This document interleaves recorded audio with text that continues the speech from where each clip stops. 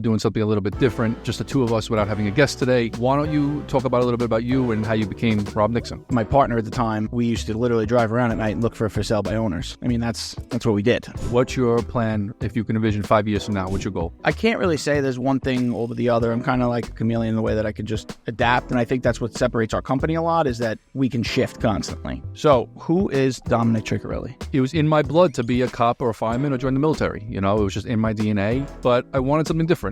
I was 23, 24 years old, started doing some work on the side, and 20 years later, I'm here. And I would say now I have about 100 doors here in New York City. It wasn't always beautiful, but you gotta weather the storm and keep pushing through. Welcome back, everybody. Blueprint for Closers podcast. Today we're doing something a little bit different, just the two of us without having a guest today. Rob and I haven't really had an opportunity to talk about our backgrounds and, you know, how we got into our respective professions. Rob, great to see you again, man. Thanks. Why don't you talk about a little bit about you and, you know, your life and how you became Rob Nixon? I grew up in Staten Island, born and raised for the most part. I went to school. I went at Marist College. I majored in finance and entrepreneurship, traveled abroad for a period of time, came back, and I was going into finance. That's kind of what I thought, you know, the path I was going to go. But ultimately, I decided it really wasn't for me. I really didn't like the trends that I was seeing in that industry. So always kind of had an interest in real estate. At the time, I had some close friends that did a lot of business with the guys that I still work with today. But I basically had sat down with them informally, actually with the intention of getting a job at like a bigger development company or something along those lines. And I kind of said like, hey guys, can you maybe get me into one of these companies? And they said, I mean, sure, we could do that, but you know, why don't you go get your license and come work with us? So at the time I was kind of like, I don't know, Staten Island brokerage. I was just like, maybe, I don't know if that's really, but I just kind of did it. I was like, you know what? Gives me a summer. I'll go get my real estate license and let's just see how it goes. Totally different time. What years are we talking? This was 2013. So totally different time. 10 years ago exactly. The market changed so much in those 10 years. I think I actually say this all the time to friends that I feel like I grew up at a really good time, and from a work standpoint, I saw a lot of good things too, because I saw, like, first of all, I just think the 90s were great.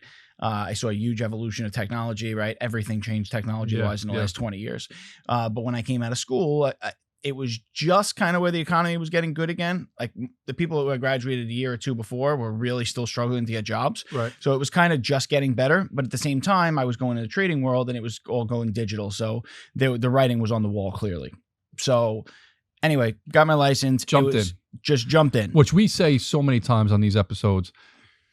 If you wait until you're ready, you're never going to do it. You know, just everyone's just going to outrun you. So just seeing an interest in something and diving in and kind of learning as you go is definitely, and starting young is definitely a key to success. Absolutely. And I honestly, it was just, here's what it was just, I just went, and it was really awesome because I started, and at the time I was like still living home. I had student loans that were kicking in really heavy. So like I had to start making money. I had to figure it out. And the one thing about real estate that most people don't realize is it takes every bit of 12 to 24 months to start making any kind of substantial money. If you're lucky and things go right. Again, it was a good time, but a bad time in the world. It was the market, from what I understand before I got there, like the phones just weren't ringing for years. Literally, that's how bad it got. Yeah. But with that said, when I got involved, they were doing Empire Outlets. The North Shore was in a really amazing place. The North Shore was actually a lot of buzz, great buzz, you know. And honestly, I tell people all the time, we were really selling the sizzle. And the reality is, I think once people had a lot of steak to chew on, it didn't work out so well. Yeah. But that was certainly not our fault. I mean, there was just so many things that should have went a certain way that didn't. Right. With that said, it was a really good positioning for us because the guys that own my company were so busy with the bigger projects between Irby, Empire Outlets. So within 12 months, I was kind of working on things that I maybe wouldn't have been able to. Right. But it's funny. We used to joke all the time that my partner at the time, we used to literally drive around at night and look for sale by owners. I mean, that's what we did. Wow. And then we would call them, we'd try to get listings. And then I used to look through tax books of tax maps. And I used to that in Oasis, and that's all I used to do every day. And that's all I used to do. And I would, whatever, sell mailings, or I would go and just see people. What were you doing with the tax books, the tax maps? Just looking to see like common ownership. Okay. And I was trying to put assemblages together. Okay. Because at the time, a lot of people wanted development sites. And I saw that opportunity really clearly. So I literally was just driving around trying to figure out who owned what. right? And if I started seeing a name enough, it was like, all right, that's a guy I got to call. Mhm. And I just went to their offices, showed up at the buildings, and just like was like, hey, I'm in the real estate. And at the time, I was with Cassandra Properties, and we had a really great name down there.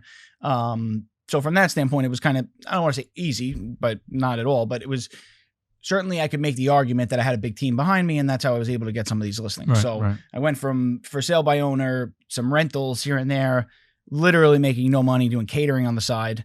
And to, I think then I had like a $5 million listing. Unbelievable. And then again, back to my partner at the time, we wound up doing like a $20 million deal, like year 2. And we were just off to the races, and honestly, never looked back. Really awesome experience. I mean, I learned from just a great team. John Patera, James Prenamano really took me in at the time. We really just had a really unique skill set, if you will. Right. So for the most part, the skill set on the island is very much residential based. Whereas I would say 80+% of our business, that's changed now that I've grown a team, but 80% or so of the business was commercial, and commercial leasing and sales was really what we specialized in. Also development sites, etc. But when I tell you, I'll never forget, I had a call for a development site. It was like an 8-house job on Richmond Avenue, right? This was like when there were still 20-house jobs and stuff like that. So the woman calls, she's like, yeah, I want to sell it. And I said, okay, great. And I was like, all right, I'm going to go there. And I was like, I look at the lot size, and I forgot what it was. Let's just say it was 30,000 square feet. And I'm like, okay, how do I price this thing? And it was like, well, look at the zoning. And I was like, what is zoning? What does that mean? Right. So they were like, well, the zoning is R3X. So I remember I like tried to map it out. I'm like, R3X, here's the 40, 45, 35 minimum. I'm like, I think you can get 8 houses. I'm like, and then I just called every builder I knew I went to every event at the time. Association. Hey, what's a lot worth on the South Shore? Hey, what's a lot worth? And it just so happens, I mean, after a couple of calls, I was able to put the value together. Right. Nice. That was, I think, the first development site we sold. Very cool. So we just like really hit the ground running for sure. Figured it out. And every time, at that time when we went into meetings, I mean, we had some meetings where we went into it like heavy investors at the time. And they were like, are you on, I'm trying to think of what the system was, but it was like, are you on Smart Sheets? And we're like, yeah, love it. Love Smart Sheets. Walked out, we're like, what is Smart Sheets? So we got to figure this out. So just did every tutorial we could. Like we just figured it out. You're in 10 years now. You've obviously had some great success. You've seen at least 2 markets go up and down. Mm-hmm. What would you say is your sweet spot or where you like to operate in the real estate world?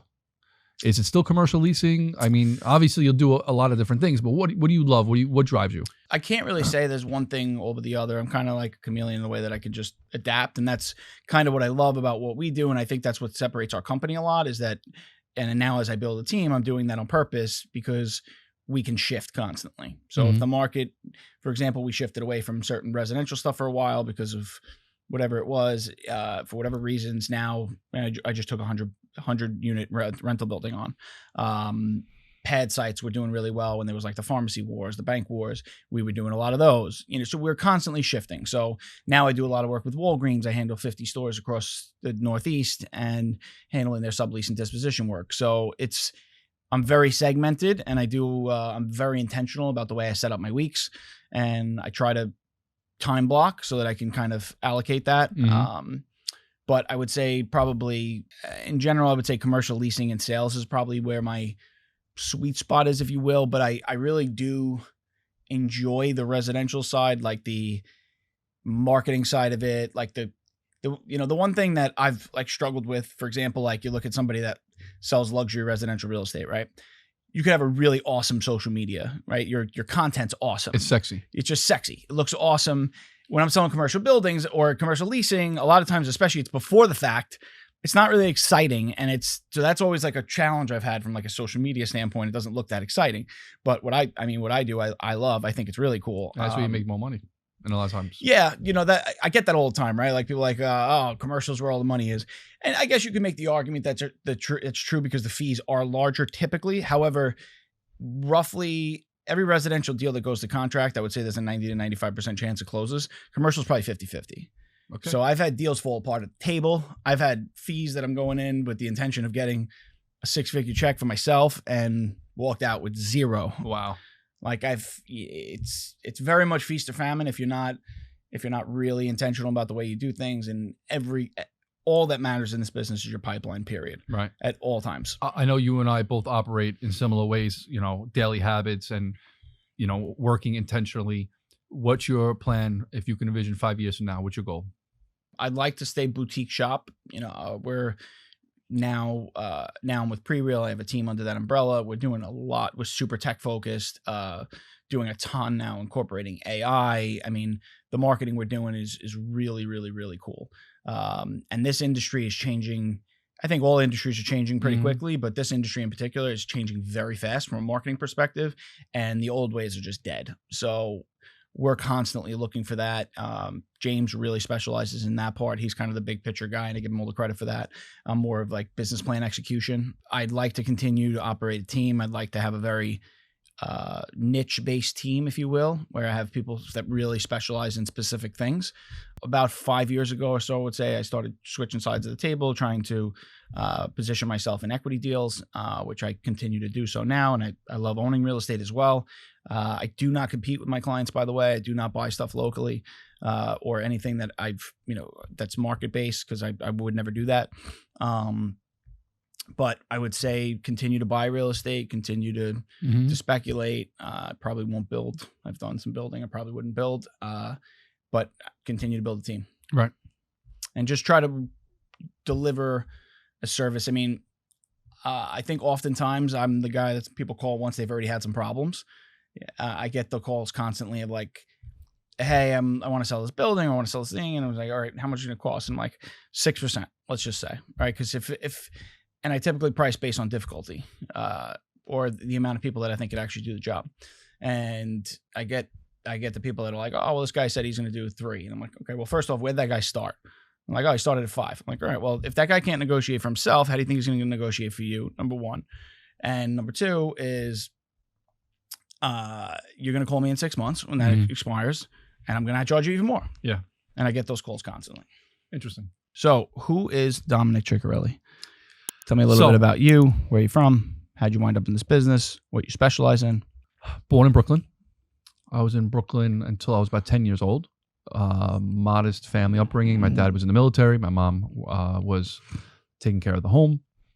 Moved to Staten Island, which was a huge change for me. I grew up in Garrettson Beach, which was a really small community.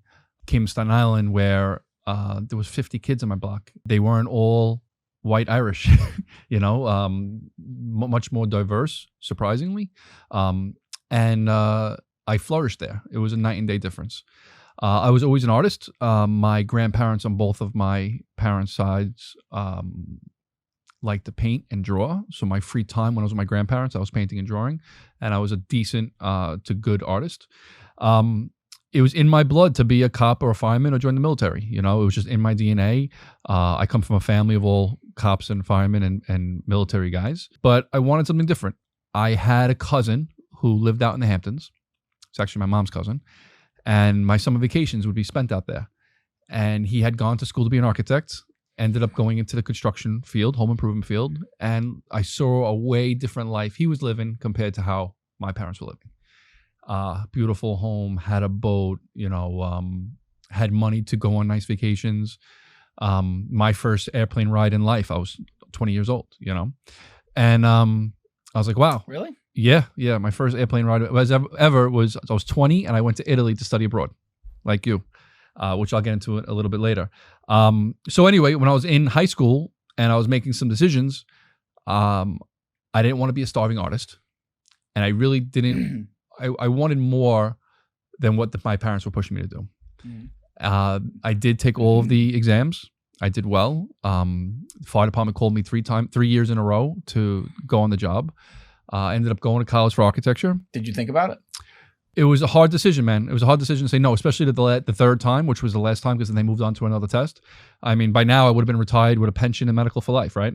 But I don't regret anything. I'm extremely blessed. I have a great life. When I was choosing colleges, I chose architecture because I can use my skills as an artist and earn a living, right? I didn't want to paint and be a starving artist.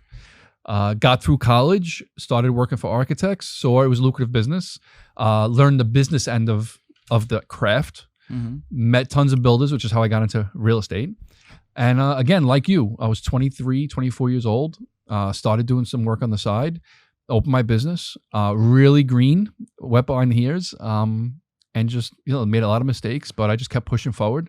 And 20 years later, I'm here, 25 person operation, having 3 offices, one in Red Bank, New Jersey, Staten Island, and Midtown Manhattan. Do a big range of work. We do a lot of residential, commercial, and manufacturing work. I would say my sweet spot now is really the Manhattan work.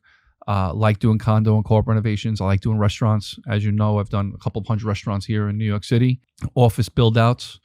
But I think the greatest achievement was not only doing well in architecture, but then parlaying that into the real estate world, right? Guys like you and I don't have the pensions or the medical and life like our parents did, right? Mm-hmm. I know your dad's a retired cop as well. So I was always thinking I didn't want to work until I was dead. What is going to be my passive income when I can't be in the architecture world anymore? And 25 years old, I bought my first 2-family. Again, knew nothing about the business.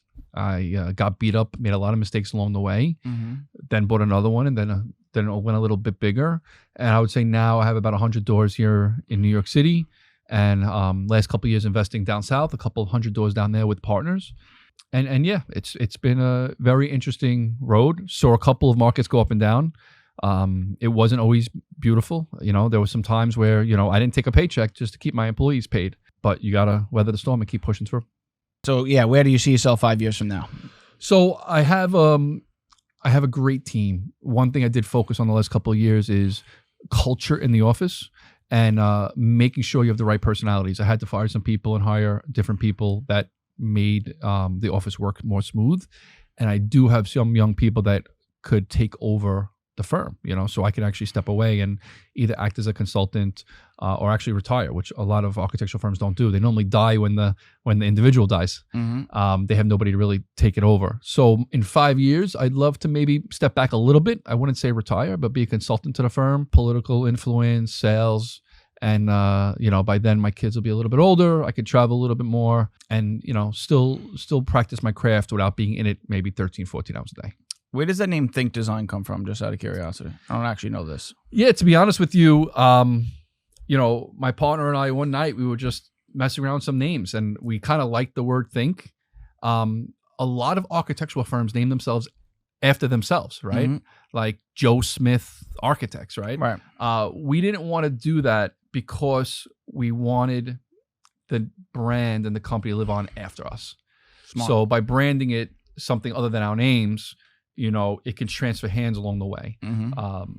A firm that my partner and I came from beforehand did the same thing. They didn't name the firm after themselves, and we thought that was a really great idea. And it was a little bit more about branding and copyright and trademarking. But yeah, we like the word think, and obviously we design. So Think Design Architecture. There's a lot of think brands out there now. There's a Think Coffee. There's a mortgage company.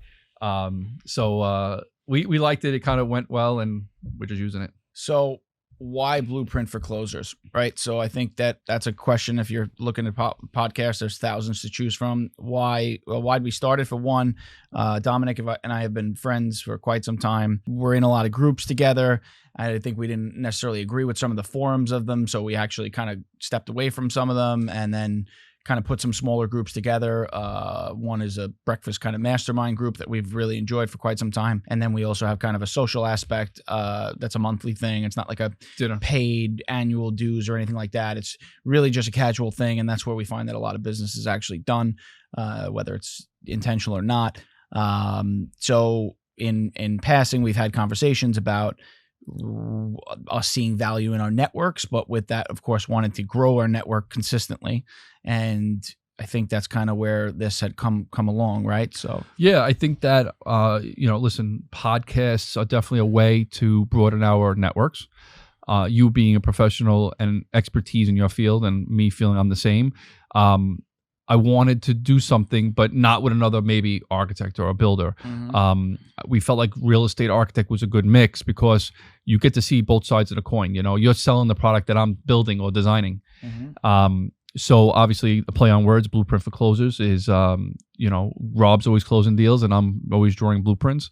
And I think the intent is, listen, we're not really here to promote ourselves. We're here to teach people the real estate game, right?